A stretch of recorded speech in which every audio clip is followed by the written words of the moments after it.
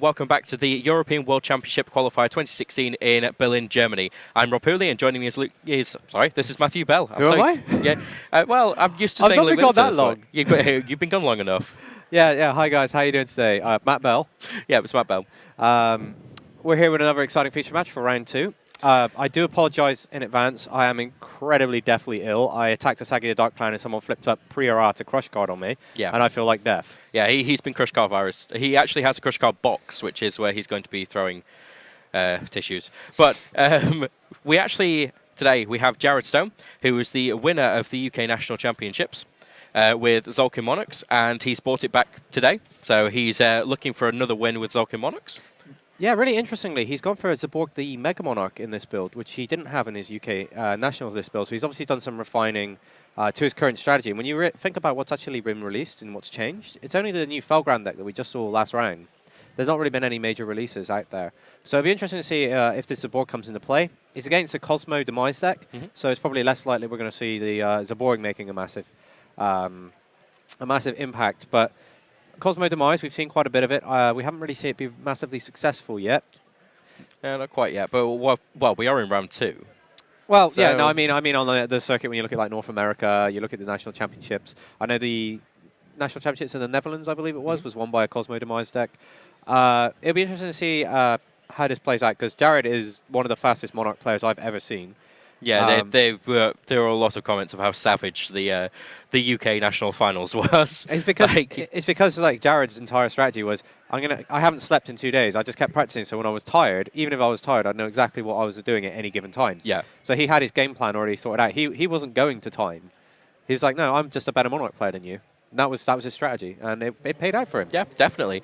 Now, as you say, Kozmo is still an extremely strong deck, though. Oh, yeah. I'm not going to discount Kozmo. Kozmo does silly things. Yeah. When you've got access to Dark Destroyer, which is massively disruptive. You recently got the Dark Lady added to that, which can give you some much key effect negation, and it's a pilot.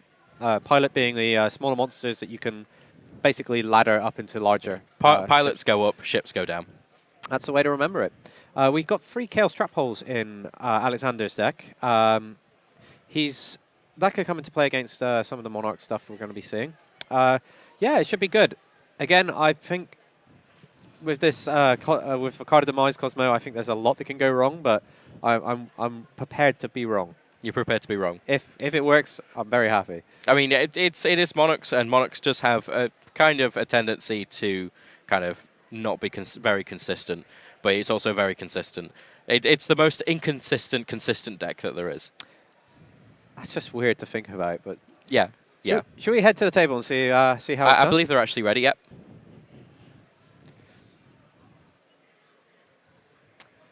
Here we go.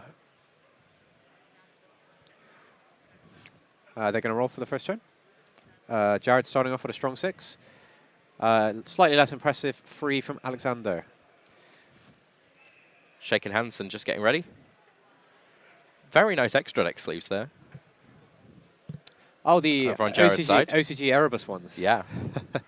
This is Jared on the bottom of our screen, I believe. Yeah, Jared should be the blue side. Yeah. The blue team representing. But of course, Alexander is from Germany, so he's kind of representing his home country at the moment. Oh yeah, with the largest number of players actually coming from Germany. We're expecting Germany to perform very well in this WCQ. Oh, Jared's hand. He's opened double Brilliant Fusion, which isn't amazing, and Corrosive Light Monarch with the Prime Monarch. So his hand doesn't really go tons of places, but let's see what he makes out of this. And there's that Dark Witch and a Lazuli. Yeah. So yeah, he can tribute his Serenite for the Dark Witch if he needs to.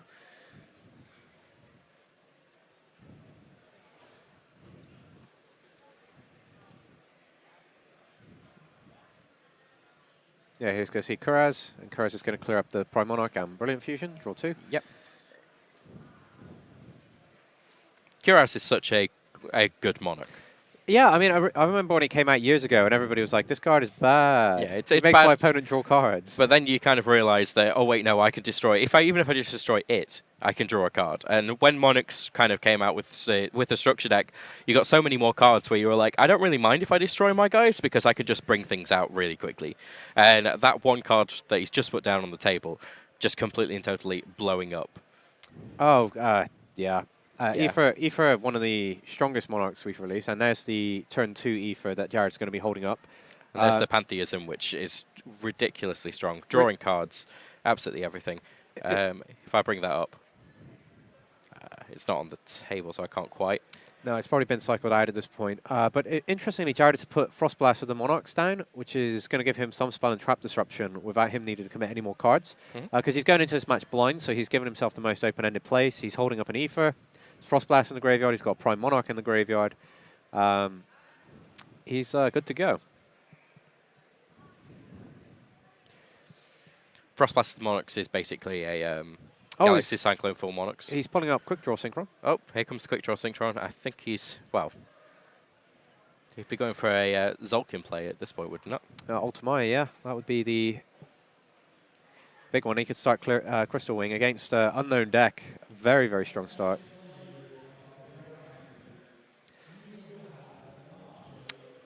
So I was kind of wrong about that opening hand. He just seems to have drew into that with the Kuraz play. As I mentioned before, Jared is a master Monarch player. And here we go. We're going to see Crystal Wing probably. Really kind of popularized the Tzolkin build in the UK. As soon as he won that, everybody was just mad for Tzolkin. And if I bring that up, and he's still holding that Ether up. So he's got Effect Negation. He's got the Prime Monarch in the graveyard. He's got the Ultimaya threat that Alexander just has to deal with. If that thing sticks around for more than a turn, the game gets out of control completely. It's a good question to see if Jared's actually running a second target for his Ultimaya. No, it looks like we're going over to Alexander with an absolutely huge turn. That his field seems pretty unbeatable. But let's have a look at what Alexander's got in his hand there. Savage Colosseum. I'm not quite sure what that card does. I see Kaiser Colosseum on his deck list. I think that may just be an error with the app. Possibly. Oh, no, I imagine that's much to the amusement of our Twitch audience.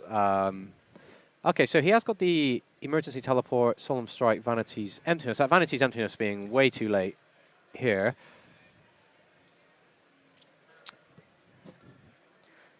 One of the things that Monarchs do very, very well is they make a big board to start off with and go, can you kind of deal with this? Because you're going to have to. Yeah, well, Jared's set up for this turn and next turn. He'll be all right as well.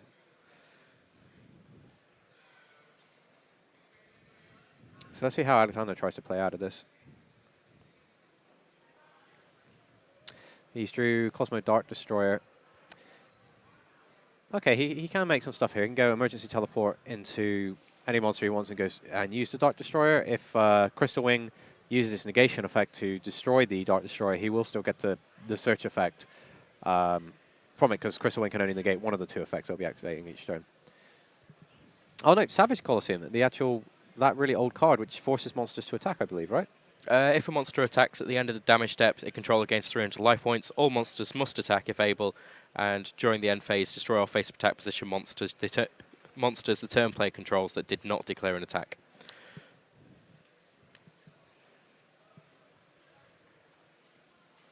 That looks. I think he's just put the wrong card in, and I think that. Yeah, it does look like it.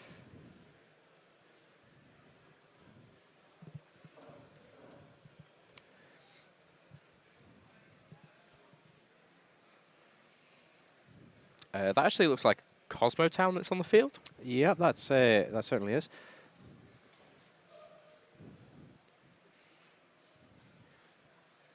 And he's setting 2, which looks like the Emptiness and the Strike. Yep.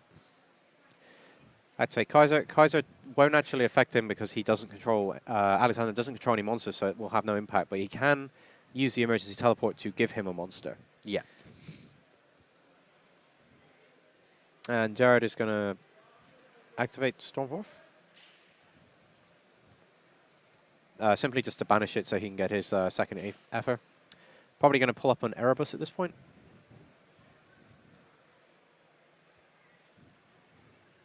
Okay, down goes the Pantheism of the Prime Monarch, so he's got a special summon in the graveyard, and he's also got his search in the graveyard. Still sat with a Twin Twister in hand. Oh, it's a Mega Zaborg. He pulls up Mega Zaborg. Oh, yes, because that does mean that he can basically get rid of half his opponent's graveyard if need be. Extra deck. Extra deck, it just sorry. munches for the extra deck, although Yeah. Kozmo Doesn't really traditionally not crying on it. too much if it loses its extra deck, but Jared certainly feels confident enough to have this 2800 attack behemoth on the field. And he has the Twin Twisters and Brilliant Fusion sat in hand. Oh, wow. This duel is It's just pretty about much, over. Pretty much over, yeah. On the field, there's the Vanity Temptress and Solemn Strike, which I'm not quite sure why he didn't. Well, What's your fault there?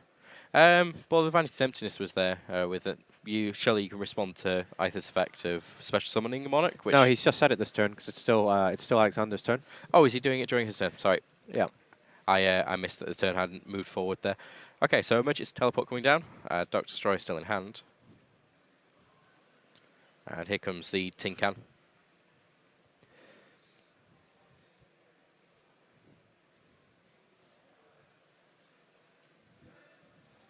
He's just going to take a quick double check of that Ultimaya.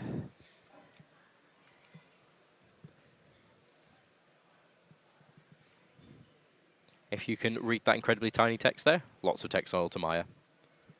It summons dragons. That's what it does. Level 7 or 8 dragons from the extra deck. I mean, your targets, you have quite a few targets where you got your Lightsworn Michael, you got your Crystal Wing Synchro Dragon. I believe you also usually have a Stardust in there sometimes. It's up to you on that one. Yeah, I think Jared is just never expecting to resolve the Ultimaya more than twice and still not win the game. Yeah. Because you can bring out such powerful cards that just completely change the game. Well, just cheating the Crystal Wing into play is just absurd. It's such a powerful Synchro monster. Once per turn, a negation. It's very hard to battle against with any high-level monster because it just activates an Honest on itself. One of my favorite, it is my favorite card from Shining Victories, actually.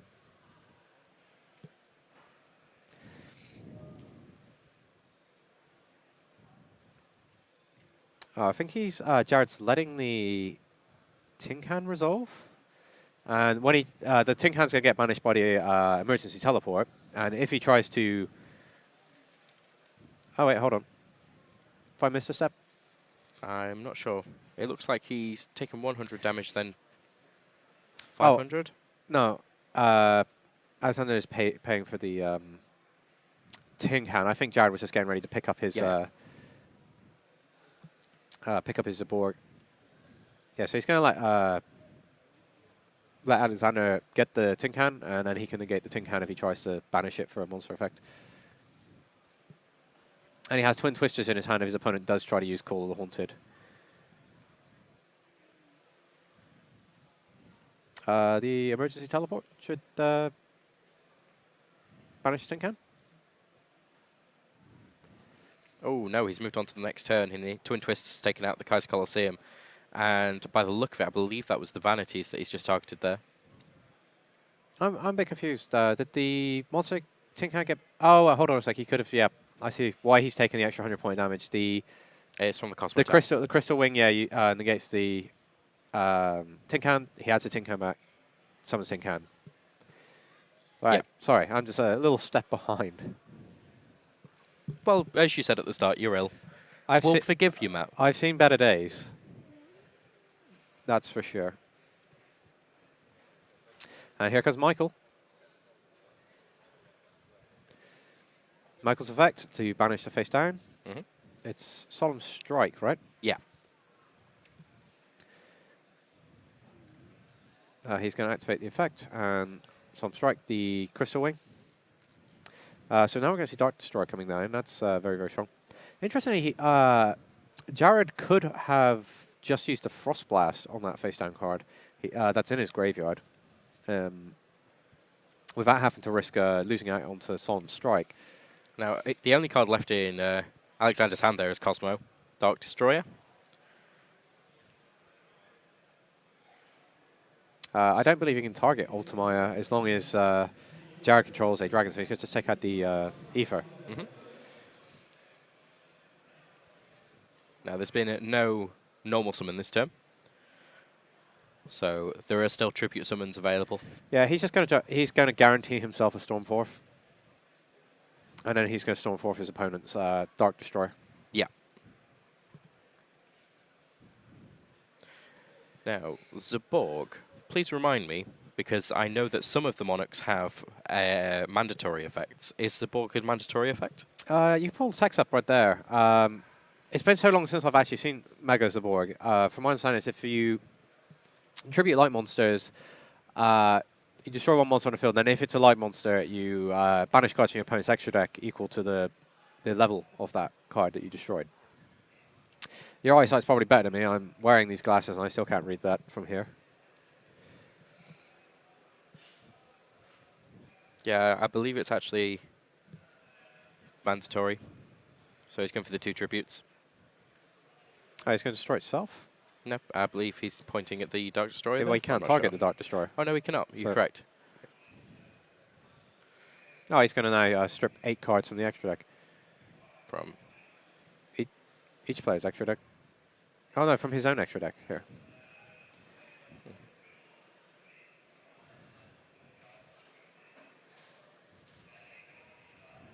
It's actually really interesting because he is playing the full suite of... he is playing one Domain of the Monarchs, so he could conceivably find himself in a position where he can destroy his own extra deck and then say, hey, my Domain's live. Some people are just asking in this Twitch chat, how was this tin can still on the field a couple of turns back? All right, so the players actually did some shortcutting, which I think we missed. But basically, the tin can got banished for its cost to activate. The Crystal Wing negated it. Alexander paid 100 life points, added the tin can back to his hand, normal summon the tin can, used the tin can's effect in the end phase, which then was the 600 life point deficit. The 600 life point cost.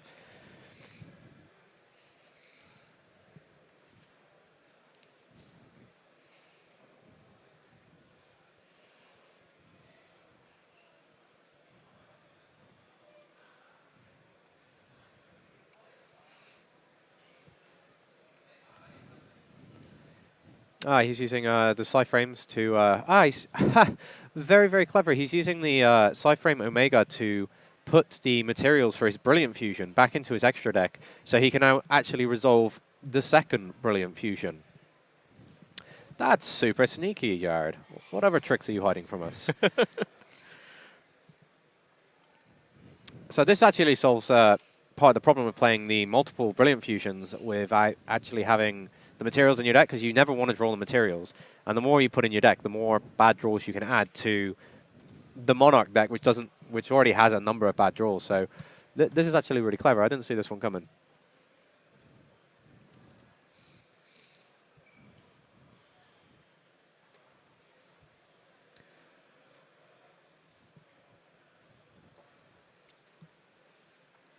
So, now in hand, we have Return of the Monarchs, Monarch Storm 4th, and I believe he had a Dark Witch in his hand as well. Yeah, so he can, he's just activated the Storm 4th, so he won't be able to special summon from the extra deck for the rest of the turn, but now he's got Return of the Monarchs.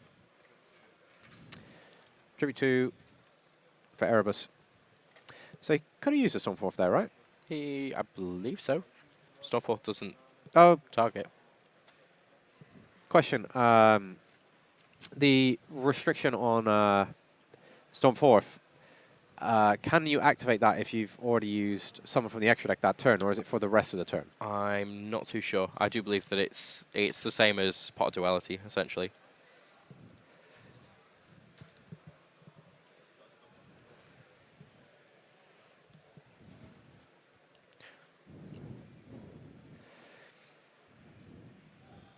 But at this point, it looks like he was looking to spin rather than destroy anyway. Yeah, he's probably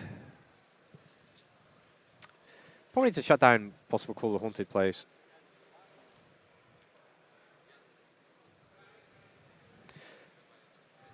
Or maybe that's what the cards he sent to the graveyard. Maybe actually he was just sending the Stormforth to the graveyard because of Erebus. And that's probably how it got there. Sorry, it looked like Possible. he dropped it from his hand.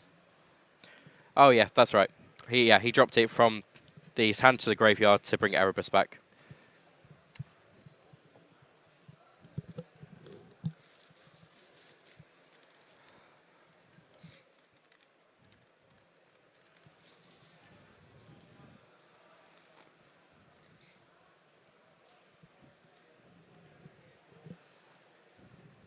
Alexander going to be using his Kozmo Town to get his Tin Can. His hand's just got a little bit better there. He's going to use Kozmo Town to shuffle the cards back so he can hopefully draw some better cards. Because he is still facing down Erebus. And what else does Jared have in his hand right now? Just a Dark Witch. Oh, well, he does have the Ether, so he does have the ability to be able to just tribute away. Yeah, and then cause lots of problems for Alexander.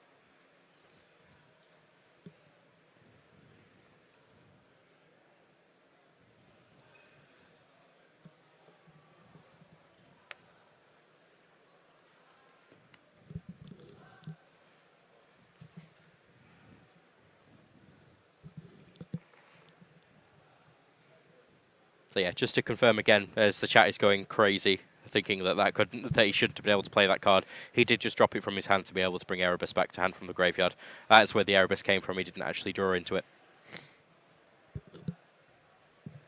Yeah, it's sometimes a little bit difficult to track when we don't have the comms for the table.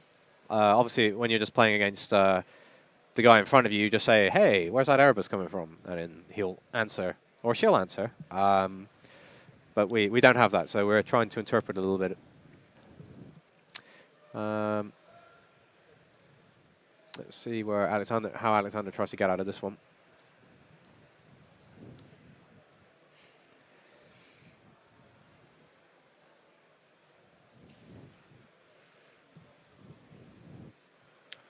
So everything has been set. Erebus has been tributed for Ether.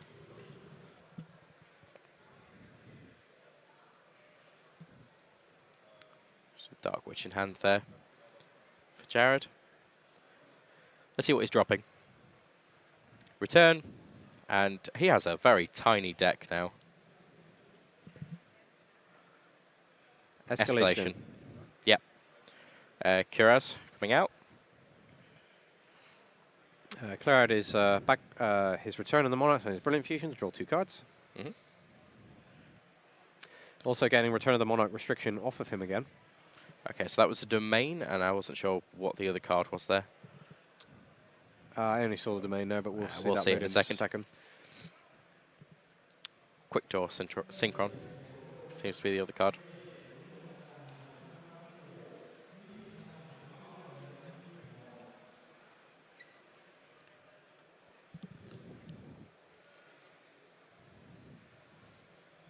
And we're going to see the 2 Prime Monarchs getting overlaid into Constellar Pleiades. This is really good, because if Call of the Haunted is used at this point, Jared can actually just return the Call of the Haunted to his opponent's hand to prevent Alexander from actually getting anything out of it. Yeah. He is still at risk of a Solemn Strike, and Alexander actually is holding 2 Call of the Haunted, so that 1 Pleiades is not going to be... Yep, and exactly what you said there is just happened. Jared's hand has suddenly become very full. Maxi is dropped. So card draw is going to happen. And he's destroying the Pleiades.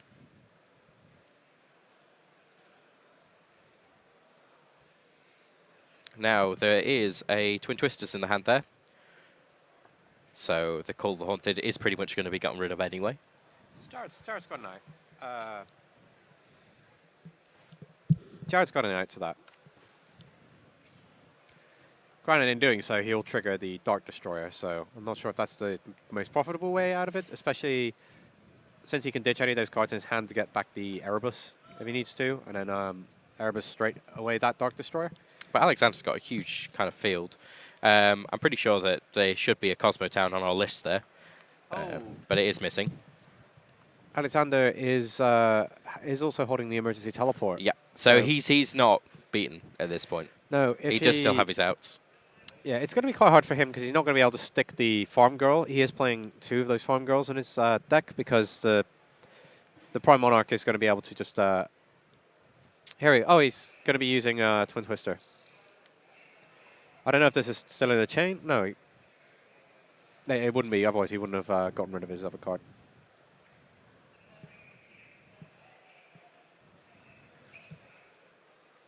Alexander just checking all of Jared's options, just to see where it can go.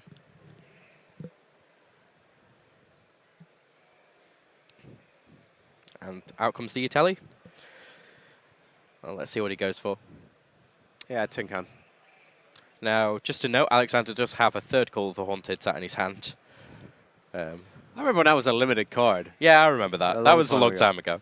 That was a long time ago. But that's back when Grace for Charity was, you were allowed to use that. It was unfair because you could get back Jinzo, and Jinzo didn't even leave the field if you got rid of it. Yeah.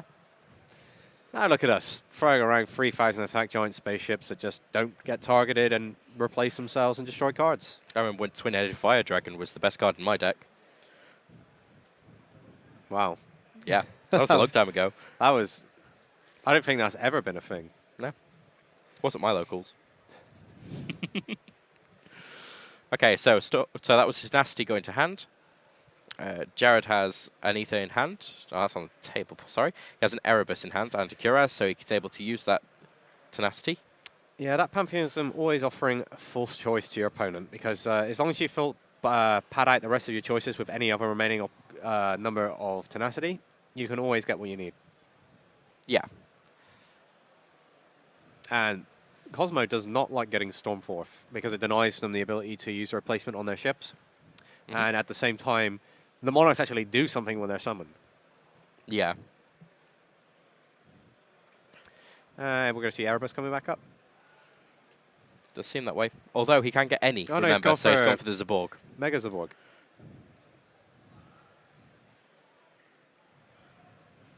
Attributed away for the Zaborg.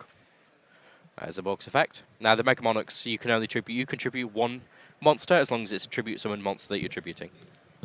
This is what makes the Stormforth really... there you go. See, he's cleared his extra deck now. So he can actually use his domain to stop his opponent accessing his extra deck. Very interesting use of Zaborg. Yeah. Means he's essentially playing the Tzolkin build and the domain build in one go. I feel like that's hyper greedy, but Jared is a very strong player. He's doing it, though. He's going, I'm just going to take the best of both worlds, and he's rolling with it. I can just imagine things going horribly wrong for him, but then as we saw, he can actually put the cards he wants in his extra deck back using Psyframe Omega. There comes the Junk Synchron. Tenacity discarded to get back a Monarch. He's got game. Got the Ether. I believe. Because he can, if he uses his Omegas to put back Ultimaya and Crystal Wing, he brings out the Ultimaya, he triggers it, gets Crystal Wing, attacks straight over the Dark Destroyer, gains 3,000 attack points. Yeah, that would work. I believe the judge just wanted to read Erebus there. Wanted to check whether it was once per turn, I think. I don't know if Alexander knows what's happening right now, but he's seen this a little bit earlier. Is Psyframe Omega once per turn, the graveyard effect? I will check for you.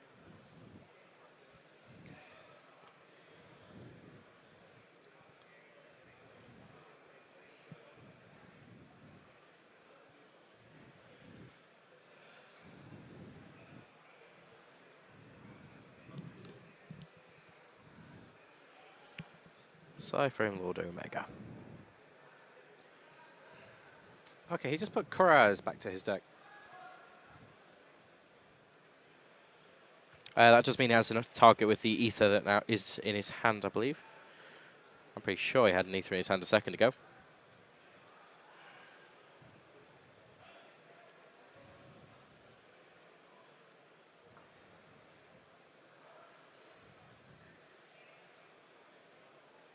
Okay, no, he just sets a card. Maybe it doesn't actually say once per turn.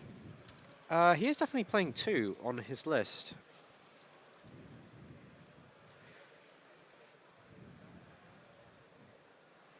Unless I've missed something, he had the opportunity to take the game there, right? Unless he'd already using something that prevents him summoning from his extra deck that turn. Very possible. Monarchs do that. Yeah, they have lots of cards with the restriction. You have to have an empty extra deck, or you can't special summon from the extra deck this turn.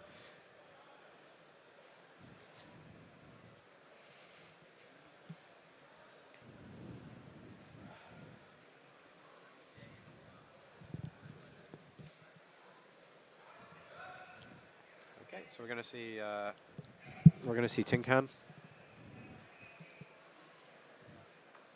Sometimes if you hear Matt kind of fade away, it's because the crush card virus is still getting him. Yeah, sorry, I don't want you guys to hear me like mouth breathing like one of those guys. So I keep lifting the microphone up, and then something happens. I get excited, and then I realize I haven't actually put my microphone back down. So if I do just sort of like disappear, I am still here. I'm not just floating away. Oh, that's the card of Demise that I just saw Alexander out to hand. Pretty good card. I've heard that. I have heard it's a good card.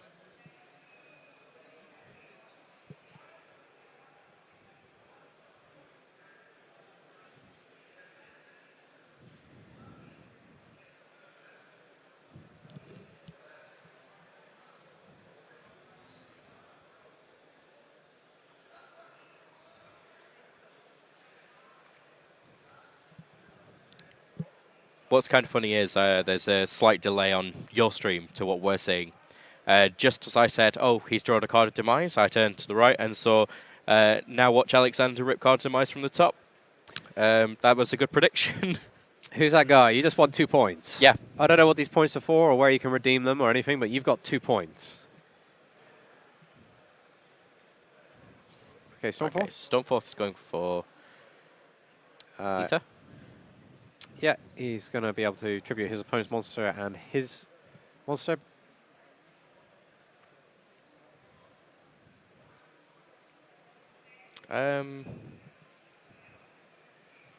Yeah, he would have to.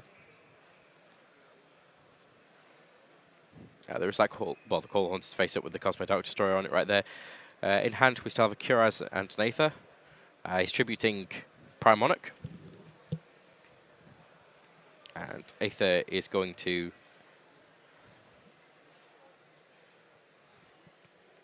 possibly special summon.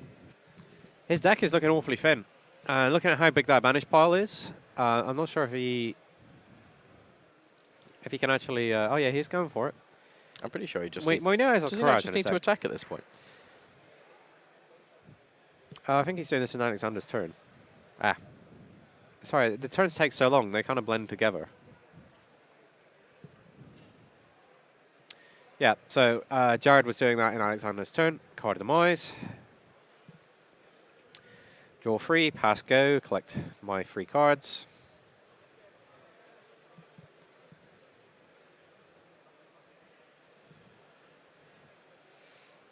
I think he drew Kozmo Town, Dark Destroyer, which he can't do anything with, and Here's another what he card drew of into. Demise. Just entering it into the app there.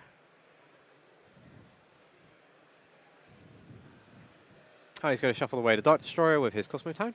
Well, he's going to discard it anyway, so he's quite happy to do so. Try and draw himself another trap card. Okay, it just looks like Alexander's hiding his hand from our app tech experts. I don't really know what to call them. App Masters, we established this last year. Oh, okay. They are the app masters. Yeah, he's like, oh, I don't trust this guy. You know, standing behind me looking at my hand. It's Ryan's dodgy sideburns, that's what it is. They're not dodgy. They're beautiful. I actually asked him. He's like, he actually has like his proper like regime for these sideburns, like shampoo and everything. Yeah, it conditions them. Why wouldn't you? They're luxurious.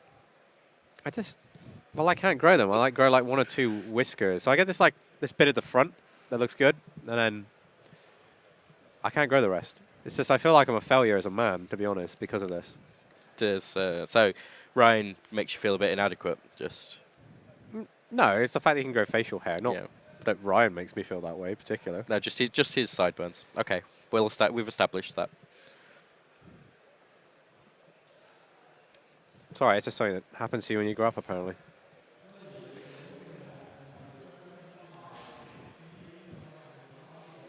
We're going to see Tin Can. This game is it's been going on for a while. Yeah, both players are leveraging out their cards as much as possible. I think I'm doing some searches. I believe this is...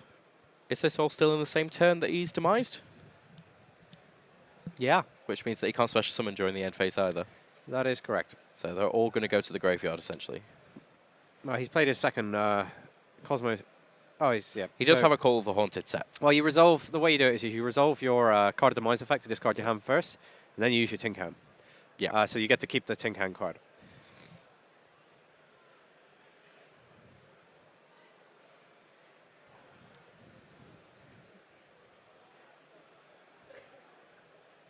So yeah, itchy Jared is right there. He's hovering that Prime Monarch. He's like, yeah, go on, just waiting for my moment. Waiting for my moment. And away it goes. Graveyard running dangerously thin of Monarch cards from the looks of it. Somebody just asked, is this still game one?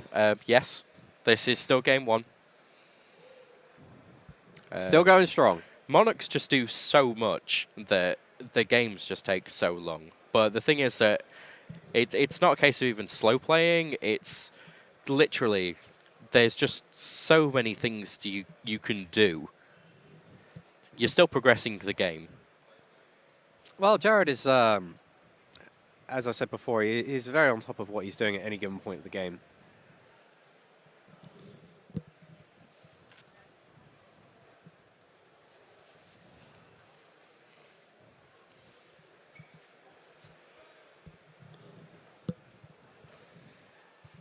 Side effect Randall, he just put back in his extra deck? Yes, I did see that, yeah. So we can see his field there, his hand, he's got his Adia and a Kuraz, and on the table, Alexander has got a formidable field. He's looking at Call the Haunted, Kozmo Joe Call the Haunted, which you can see face up there, his Tin Can, and he's also set a second card of Demise. Now, Cosmo Town, again, isn't on our app there, but you can see it there on the field. Yeah, I think there's been a minor malfunction with that card. Yeah. I believe so. I think for whatever reason, there may be an issue with Cosmo cards in our app. So we'll just see. Let's have a look.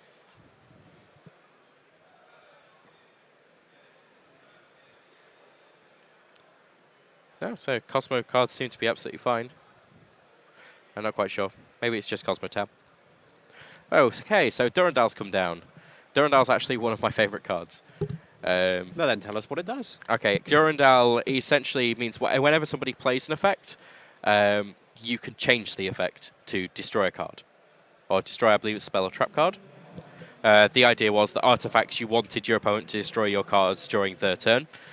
So he was a very, very powerful card to be able to do that back in the hat format or whichever artifact trap trick deck you happen to be playing at the time.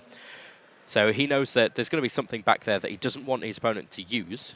So down comes Kuraz to get rid of a couple of cards in the back row. Anything that's changed at that point is going to turn into destroy a card.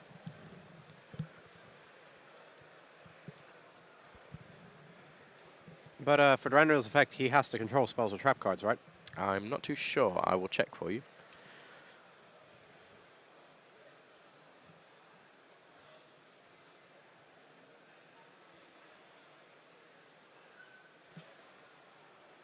Yes, it has to become destroy one spell or trap card your opponent controls.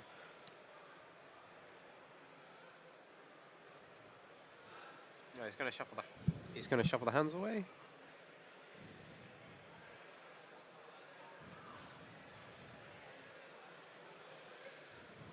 It's Durandal's second effect, I believe.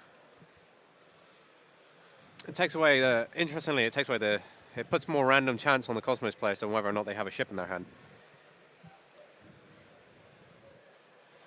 Because he's chaining it to the activation of Tin Can, he goes banish Tin Can, and he goes, okay, I'll shuffle your hand away. If you don't draw a card, I get to look at your hand. And in this case, he did draw Dark Witch, which is a pretty good one to draw when facing down a field of monsters. A field like that, yeah. Take you out of the duel.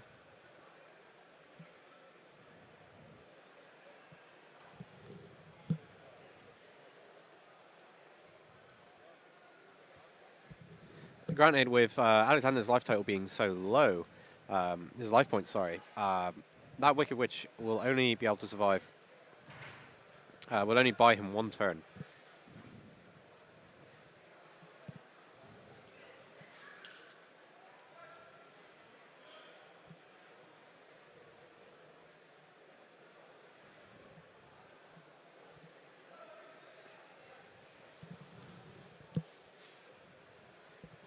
Call the Haunted, Dark Destroyer.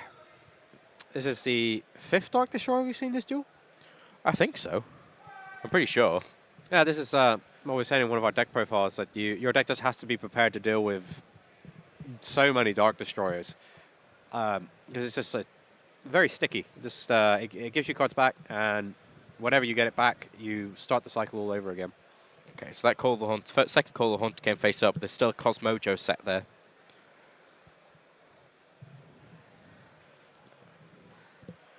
Which is going to get forced now if Alexander needs to use it.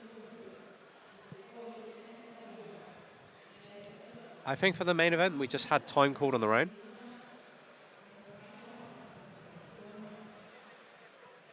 Okay, so Cosmojo is getting rid of the Durandal.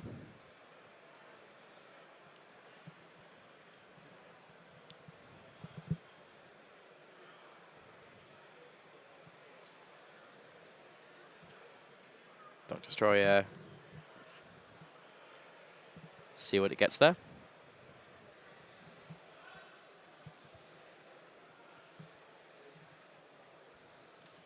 A lot of people are saying in the Twitch chat that they've never really used the first effect of Durandal. I'm not necessarily saying that people play it for that. I'm just saying that it's one of my favorite effects. The hand shuffle. No, being able to rewrite players' cards effects. Oh, yeah. There's very few cards in the game that did that. I believe the first one was a Dark World card a long time ago that forced your opponent, turned your opponent's spell into you discard a card. Oh, that was I think it was called. Oh, I can't remember. It was the tiny one that you could special summon to your opponent's side of the field, and its effect became discard a card. It was a trap. It was a trap card. We're not. I don't believe we're going to be seeing any Dark World this weekend, so there's no point hanging around on that. But you never know. Graphome always occasionally makes an appearance and graces us. I don't think we're going to see any Dark Worlds this weekend. You know, fair play to the guy or girl who shows up with it. Yeah, Dark World was fun. But anyway, Slit Rider came down. Or maybe adding it to his hand, I'm not too sure. Yeah, came down. Kai's Colosseum coming to Alexander's hand there. And Chaos Trap Hole. Chaos Trap Hole with its 2,000 life point cost is a dead card to Alexander at this point. Yeah, definitely.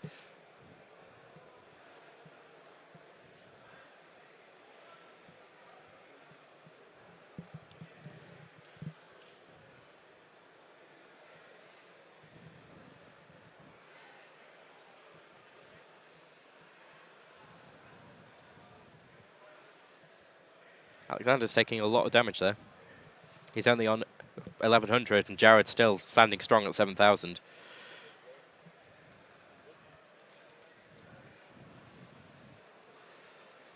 Interesting. If he kills the Eidos on the field, that will give him the ability to get back his Idea in the graveyard, which then counts as the tribute materials he'll need for the Zaborg he's got in his hand. Yeah. Oh, there's the Kai's Colosseum.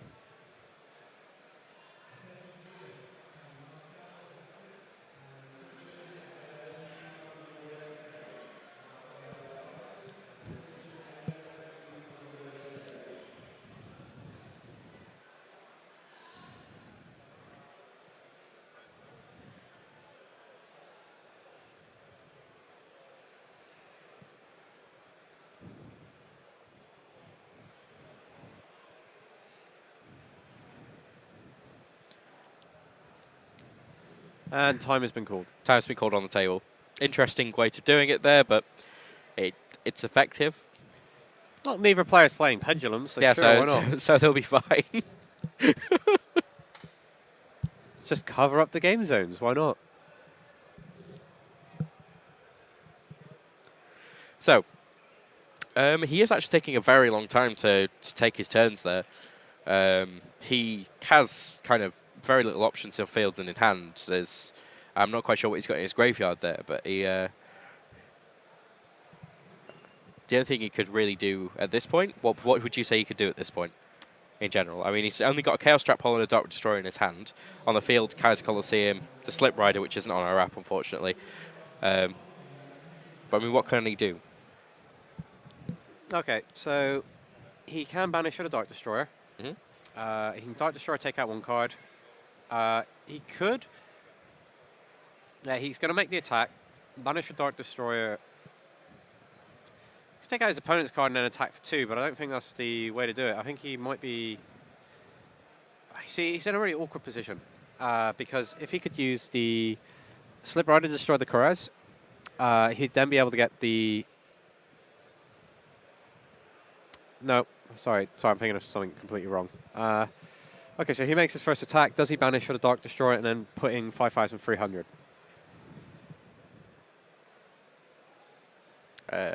I think that's the judge there, just asking him to play a little bit faster. Well, we're already at time, and this is game 1.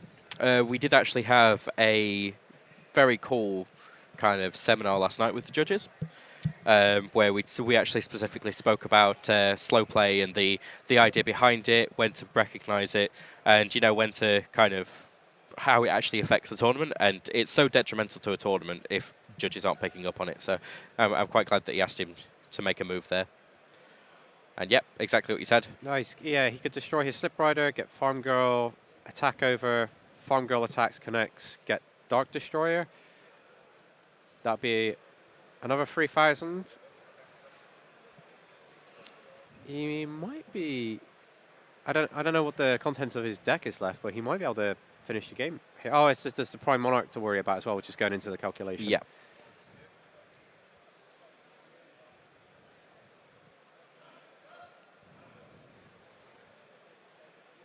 He doesn't replace the Slip Rider. Interesting, because that way he keeps his Kaiser Coliseum up.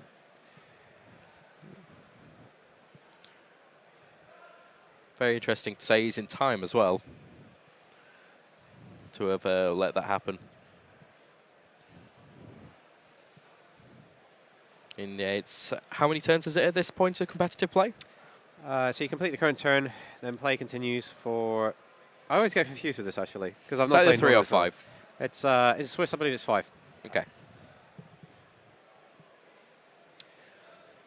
Yep. The Kaiser Coliseum. I'm going to stop him from going much further than that.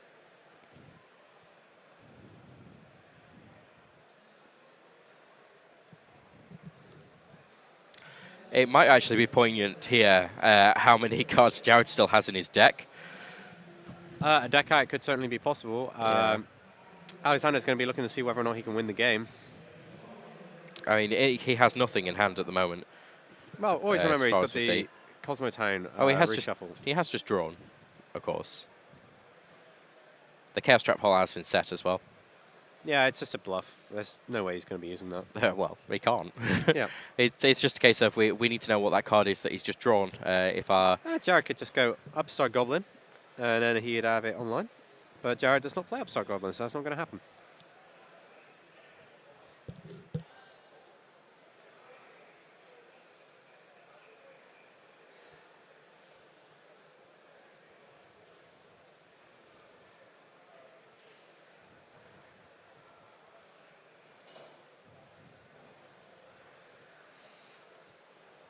and just attacking over it simply. This gets Jared Which back. lets him get back his Stormforth. Yep, there is a Call of the Haunted for Alexander. How many Call of the Haunted is that now? I think we've seen all 3. 4 times. He bounced. He returned one with Pleiades. Oh yes, he did. So we've seen four Call of Haunteds. A huge tail for Alexander there. He's got his Oasis Dragon Souls as well, of course. Okay, so Jared, his hand consists of Maxi, Monarch Stormforth, Kuraz, and Zaborg. Free guesses which of those cards he really doesn't want to be activating at this point. Yep. Actually, I have no idea how many cards he's got left in his deck.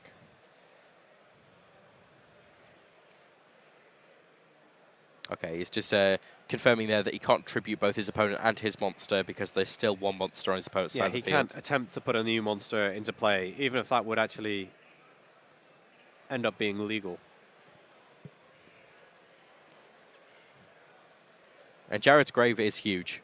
like absolutely massive. I'm pretty sure I can only really see one card left in his deck. Having to attack there. He's going to trade off some life points to free up his zone so he can tribute his opponent's monster. There we go, tributing it.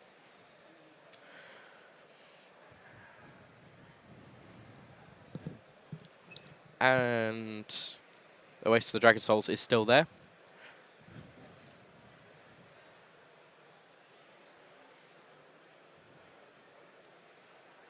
But he may get brave and play the Curaz.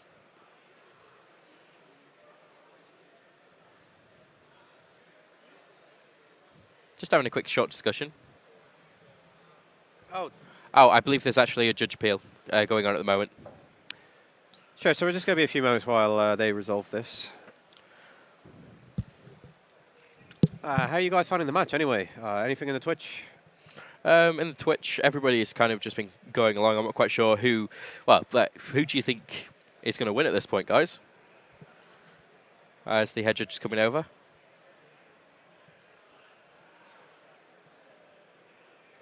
All right, let's see what happens here. Oh, it's come to us. That's what signal we were just getting. So I'm not entirely sure what the appeal is. I think it's to do with the Kaiser Coliseum and the Monarchs on 4th, but Yeah. we'll see. As to whether he can use it at all. Because if he resolves it, it will actually be legal. The number of monsters will be legal, but he can't attempt to put a monster into play at that time. Yeah. It's actually really difficult to explain, and a ruling's nightmare, honestly. You see this with Goes a Match and Rivalry, for example, being able to summon something from your hand, but if it matches your type, and then actually not summoning that. These kind of cards are really, really tricky for judges. So the players have appealed because they want to make sure that they're getting the correct information. Yep. And you may see me thumbs upping there. I was just noticed that the head judge was walking past us again, so we were resuming play. Okay, so he's setting a card there. The only card he actually has to set is Max C. So I do believe that he's just set the Max C. Well, if he can buy himself out of these turns, he can win the game just on a life point deficit in the match, since this is still game 1. Of course. Monarchs just takes so long to play. I mean, it reminds me of some previous formats that we've actually had.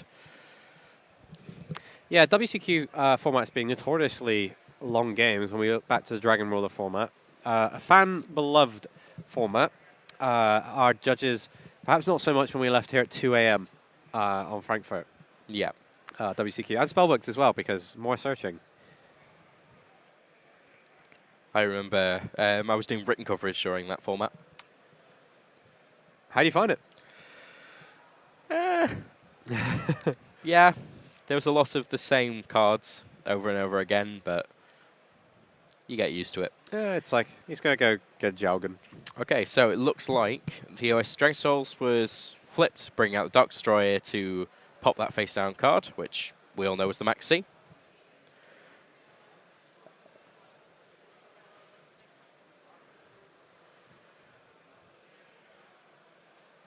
I think the judge has just gone off for another appeal. I'm not quite sure what's going on there.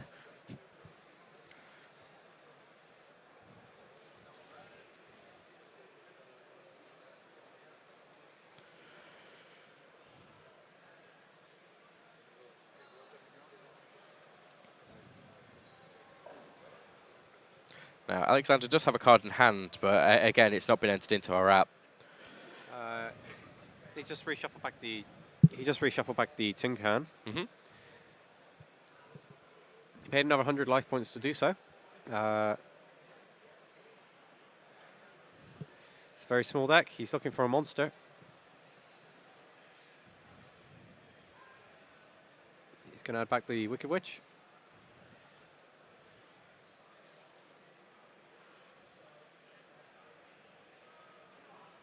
Wicked Witch. And that's game. Yep, that's game. Alexander going to be able to win right there in the very last part of time. Getting through Jared's tricky plays with Brilliant Fusion and Omega, Cyframe Omega. Extremely long game. Yeah, absolutely. Jared had some very strong plays there, but at the end of the day, it was just a case of, even though as much as he was grinding down that Kozmo deck, it had so many answers, and Dark Destroyer just kept coming back and just disrupting the plays. Yeah, well, we saw how many Call of the Haunteds was there. That was just crazy. Well, there was 4 Call of the Haunted plays in Oasis of Dragon Soul play. So plus any number of Cosmo Town activations as well. So that was just like a big tar pit to try and crawl through of this untargetable monster that just disrupts so much. But fair play to Alexander. He wins the match. He does win the match, yeah. 2-0 in the WCQ in Berlin. He does, and that's we're in round 2 at the moment, so it's still all to play for. I will have a quick look at the deck breakdown that we've currently got. I'm just going to bring that up now. If it would come up. This is actually the first time we've worked with this part of the app, so expect some technical problem on our end, user problems. Yep. Do you want an interview? I'm not quite sure whether we have time for an interview at the moment, because the match went on for quite a long time. I think we do. We do have time? Yeah, we can do an interview then. All right, let's get Alexander over, and you can ask him a bit about that extensive match. Yeah, definitely. I'll have a quick chat with him. Give us just a minute. We'll be right back, guys.